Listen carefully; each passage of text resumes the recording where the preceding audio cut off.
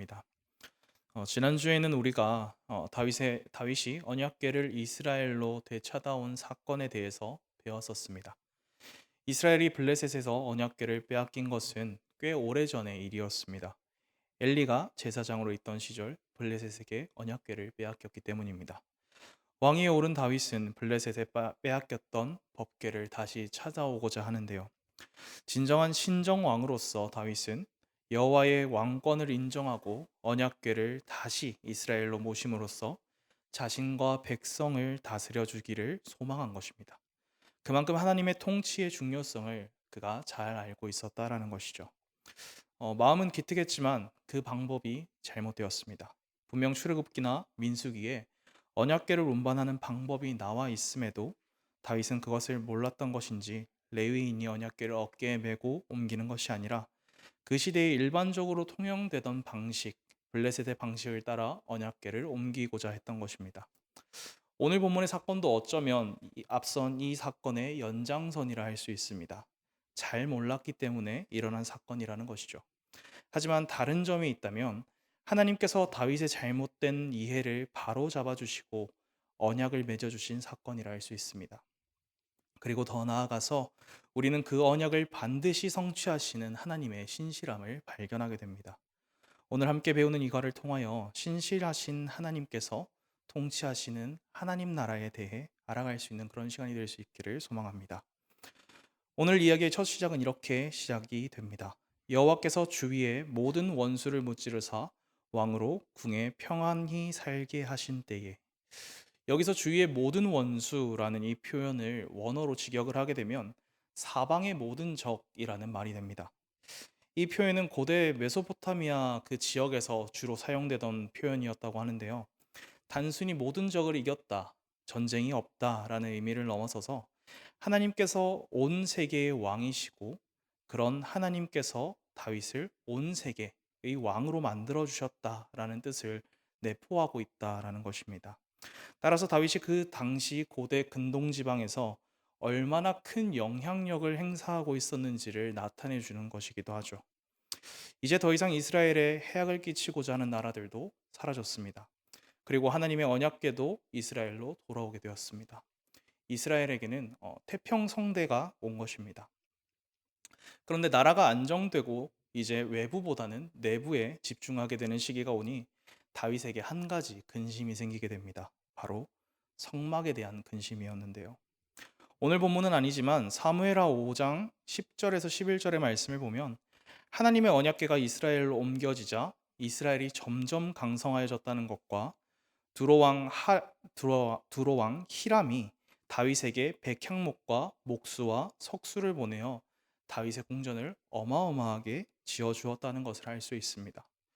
궁전을 짓게 되면 단순히 본궁 하나만 짓는 것은 아니겠죠. 주변에 회의를 하는 곳과 정원과 생활에 필요한 이것저것 아주 많은 건물들이 세워졌을 것입니다. 일종의 궁전 단지가 세워진 것인데요. 그런데 그곳에 지어지지 않은 건물이 하나가 있습니다. 바로 성전이었습니다. 다윗은 하나님의 언약궤를 이스라엘로 가져와서 성막을 설치하고 그 안에다가 그 언약궤를 모셔다 두었습니다. 주변은 다 백향목으로 지어진 으리으리한 궁전인데 하나님의 언약궤가 있는 그 자리만 성막으로 되어 있었던 것이죠. 그 모습을 보니 다윗의 마음에 근심이 생기게 됩니다. 그래서 다윗은 선지자 나단에게 하나님의 뜻을 물어보고자 했죠. 2절의 말씀을 제가 읽어드리겠습니다. 왕이 선지자 나단에게 이르되 볼지어다 나는 백향목 궁에 살거늘 하나님의 궤는 휘장 가운데 있도다. 혹시 이전에 다윗이 하나님께 질문을 드리던 방식과 지금 이야기하는 방식이 조금 달라졌다라는 것을 어, 좀 느껴지시나요? 이때까지 다윗은 하나님의 뜻을 구할 때에 하나님께서 예, 아니오로 대답할 수 있는 아주 구체적인 질문을 했었습니다. 예를 들어서 블레셋을 지금 치면 될까요? 안 될까요? 와 같은 그런 질문을 계속해서 주로 해왔다는 것이죠. 그런데 이번 질문은 그 형식이 조금 다릅니다. 다윗은 볼지어다라고 말하면서 나단 선지자에게 말을 하기 시작하는데요. 이 부분을 조금 의역하자면 한번 생각해 보세요. 부디 헤아려 주세요. 라는 말이 됩니다. 즉 다윗은 나단 선지자에게 하나님의 의견을 물어보는 듯 보이지만 실상은 자신의 의견에 동의를 구하고 있는 것입니다. 아마 다윗도 감각적으로 자신의 뜻이 하나님의 뜻은 아닐지도 모른다라고 느꼈을지도 모르겠습니다. 그래서 나단 선지자에게 이렇게 물어본 것이겠죠. 그리고 이에 나단 선지자의 대답은 여호와께서 함께 계시니 하고 싶은 대로 하십시오 였습니다. 하나님의 뜻을 묻는 질문이 아니었기에 나단 선지자 또한 자신의 생각을 말한 것입니다. 다만 선지자 자신의 생각이지만 그것이 마치 하나님의 뜻인 것처럼 이야기를 한 것이죠. 하지만 이번 사건은 언약 이전의 언약계 사건과 달리 하나님께서 그 즉시 나단 선지자를 통해 다윗의 어떤 잘못된 그 생각을 고쳐 주십니다. 그리고 그 내용이 5절부터 11절까지에 나타나 있는데요. 그리고 이러한 하나님의 말씀으로 보아 다윗이 어떤 잘못된 생각을 가지고 있었는지를 조금 엿볼 수 있습니다. 다윗은 크게 두 가지 잘못된 생각을 가지고 있었습니다. 첫 번째는 자신이 하나님의 집을 지을 수 있다라는 생각이었습니다. 조금 더 극단적으로 표현을 하자면 다윗은 하나님을 돌봄이 필요로 하는 어떠한 신으로 생각했다라는 것입니다. 일반적으로 고대 근동 지방에서는 신전은 신들이 사는 사적인 공간으로 여겨져 왔습니다. 인간이 집에서 살듯 신들도 신의 집, 즉 신전에서 산다라고 믿었던 것이죠. 그래서 신전을 짓고 매일 식사도 챙기고 목욕도 시켜드리고 절기 때마다 여행도 시켜주었습니다. 신전의 신들을 돌보는 것, 그것이 이방 제사장들의 역할이었던 것입니다.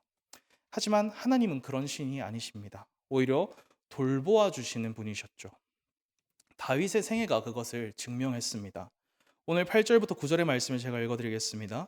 그러므로 이제 내 종 다윗에게 이와 같이 말하라. 만군의 여호와께서 이와 같이 말씀하시기를 내가 너를 목장 곧 양을 따르는 데에서 데려다가 내 백성 이스라엘의 주권자로 삼고 내가 가는 모든 곳에서 내가 너와 함께 있어 내 모든 원수를 내 앞에서 멸절하였은즉. 다윗이 어릴 적 양떼를 칠 때 그를 사자와 곰의 손에서 지켜내신 것도 하나님이셨고, 그가 골리앗과 싸울 때 아니면 다른 이방 나라들과 전쟁을 치렀을 때 사울에게 쫓길 때마저도 하나님께서 그를 보호하여 주셨습니다. 그리고 그를 이스라엘의 왕으로 세워 주셨죠.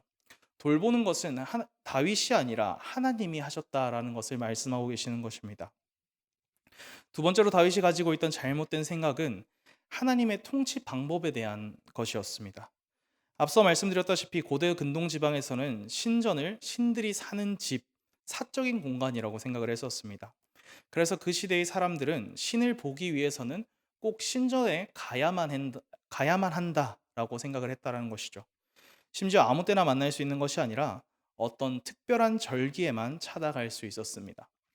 예를 들자면 우리가 대통령을 만나고 싶다고 해서 아무 때나 청와대에 갈 수 있는 것은 아니지 않습니까?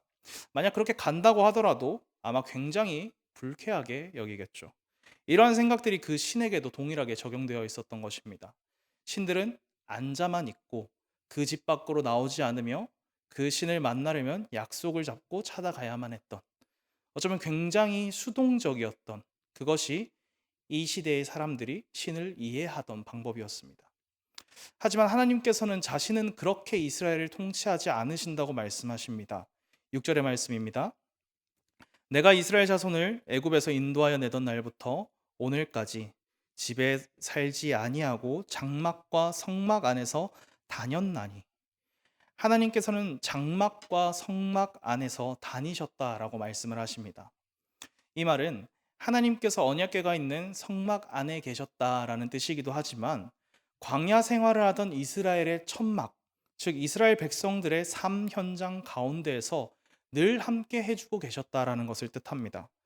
물론 어떤 제사라는 규례가 있었지만 그때만 이스라엘 백성들을 하나님께서 만나 주신 것이 아니라 백성들의 모든 삶 속에서 함께 거니시며 그 속에서 이스라엘을 통치해 오셨음을 지금 말씀하고 계시는 것입니다.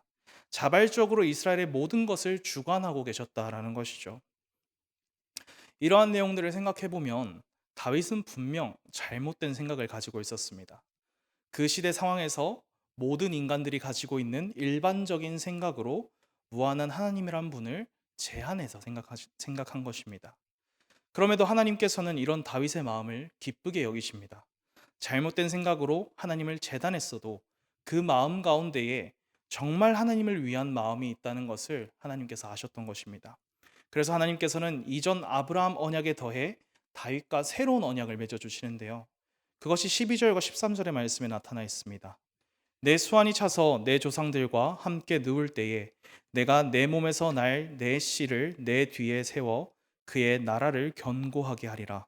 그는 내 이름을 위하여 집을 건축할 것이요 나는 그의 나라 왕위를 영원히 견고하게 하리라. 다윗 가문의 왕위가 끊이지 않고 그 나라를 영원히 견고하게 하신다는 약속이었습니다. 우리가 흔히 다윗 언약이라고 부르는 그 약속이 바로 이 약속인 것이죠. 이전에 사울을 왕으로 세우셨을 때와 비교하면 정말 굉장히 놀라운 약속이라고 할 수 있습니다. 왜냐하면 불순종과 반역을 일삼던 사울에게서는 하나님의 은총을 거두어 가셨지만 다윗 가문이 그렇게 하더라도 그들에게서는 하나님의 은총을 거두지 않겠다라고 말씀하신 것과 다름이 없기 때문입니다. 다만 한 가지 조건이 있다면 만일 죄를 범하면 하나님이 사람의 매와 인생의 채찍으로 징계하겠다라고 하신 것입니다. 한마디로 죄와 불순종은 용납하지 않겠다라고 말씀하신 것이죠. 물론 다윗도 이것을 피할 수 없었습니다.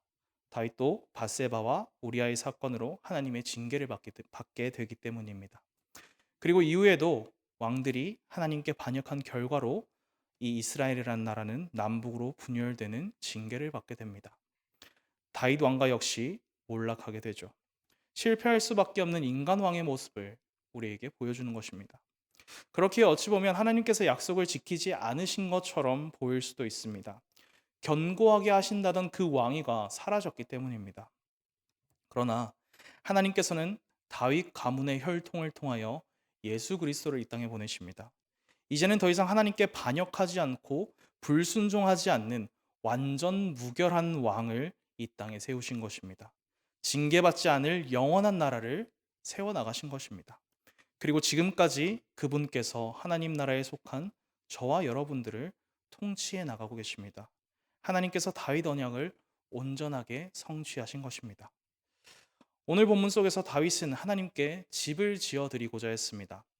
그것이 잘못된 생각을 가지고 있었든 아니든 다윗은 하나님 나라를 더욱 견고하게 하려는 소망을 가지고 있었던 것입니다. 하지만 하나님께서는 다윗의 잘못된 생각을 바로잡아 주시고 오히려 다윗의 집에 영원한 왕권을 선물로 주십니다. 일방적인 은혜를 다윗에게 다시 한번 베푸시는 것입니다. 그리고 더 나아가 다윗의 집안을 통하여 하나님 스스로 그 나라를 견고하게 세우셨습니다. 인간의 상식과 기준을 넘어선 방법으로 하나님께서 일하신 것이죠. 우리 또한 이러한 실수를 종종 합니다. 이 시대의 기준, 인간의 시선으로 하나님의 한계를 정합니다. 하지만 우리는 이 사실을 잊어서는 안 됩니다. 하나님께서 말씀을 통해 우리가 하나님을 부족하지 않을 만큼 알게 하신 것이지 우리가 하나님 전부를 이해할 수 없다라는 것을 말입니다.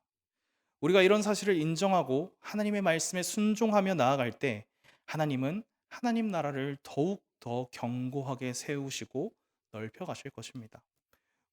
우리가 견고하게 하는 것이 아니라 우리가 더 넓혀 나가는 것이 아니라 하나님께서 직접 그 나라를 견고하게 하시고 더욱 더 넓혀 나가시는 것입니다. 그렇다고 우리가 두 손 모두 놓고 바라만 보라는 것은 아닙니다. 언제나 다윗처럼 하나님을 향한 사모함을 가슴속에 품을 수 있는 그런 우리가 될 수 있기를 소망합니다.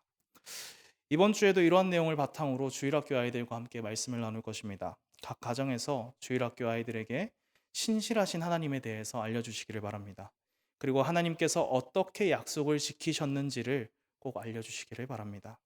그리고 청장년층에서는 나의 열정이 하나님을 제한하고 하나님의 계획보다 앞섰던 경험이 있는지를 한번 생각해보고 나눠보는 시간을 가졌으면 좋겠습니다. 단지 나는 이러이러했어에서 끝나는 것이 아니라 하나님께서 어떻게 스스로 그 일을 사용하시고 완성해 나가시는지도 한번 다시 고민해 보는 시간을 가지시면 좋은 시간이 될 것 같습니다. 우리 오늘 이 시간 말씀을 기억하면서 기도의 자리로 나아가도록 하겠습니다.